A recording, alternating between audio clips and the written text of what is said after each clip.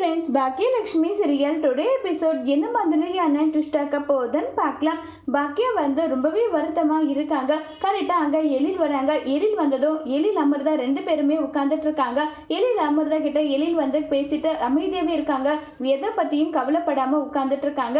அப்போ அமிர்தா கேட்குறாங்க, எப்படி இருக்கீங்க, நல்லா இருக்கீங்களான்னு சொல்லிட்டு உடனே அதுக்கு கோபி சொல்கிறாங்க, அட்லீஸ்ட் நீயாவது என்னை பற்றி கேட்கணும்னு நினைச்சேமா, அது வரைக்கும் எனக்கு சந்தோஷம் தான் நல்லா சொல்லிட்டு ரொம்பவே ஃபீல் பண்ணி பேசிக்கிட்டு இருக்காங்க. அப்ப ஈஸ்வரி சொல்றாங்க, எழில நீ எதுக்காக போயிட்டு கஷ்டப்பட்டுட்டு இருக்கணும், இங்கேயும் இருடா, உன் அப்பா கூட நம்ம குடும்பமா இத்தனை நாள் எவ்வளவு சந்தோஷமா இருந்தோமோ அதே மாதிரி சந்தோஷமா இருக்கலாம்னு சொல்லிட்டு ஈஸ்வரி சொன்னதும் பாக்கியாவுக்கு பயங்கரமா கோபம் வருது. இல்ல எழில் இங்க இருக்க மாட்டான், நீங்க நினைச்சா போக சொல்லுவீங்க, நினைச்சா இருக்க சொல்லுவீங்க, என் பையன் படம் பண்ணி அவன் ஒரு நல்ல நிலைமைக்கு வரட்டும், அதுக்கப்புறம் எதா இருந்தாலும் பார்த்துக்கலாம்னு சொல்லிட்டு பாக்கியா சொல்றாங்க. உடனே ஈஸ்வரி அப்படின்னா நான் வாயை திறக்க கூடாதுன்னு சொல்றியா, வாய் திறக்க கூடாதுன்னு சொல்லிட்டு இருக்கேன் நல்லா சொல்லிட்டு ரொம்பவே கோபப்பட்டு பேசிட்டு இருக்காங்க.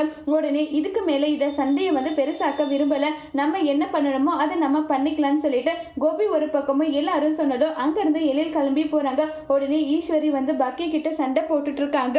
உன்னுடைய சமர்ப்பணையில் நாங்கள் சாப்பிட்றோன்றதுக்காக நீ சொல்றது எல்லாம் கேட்கணுன்றது அர்த்தமா நல்லா சொல்லி கேட்டுட்டு இருக்காங்க.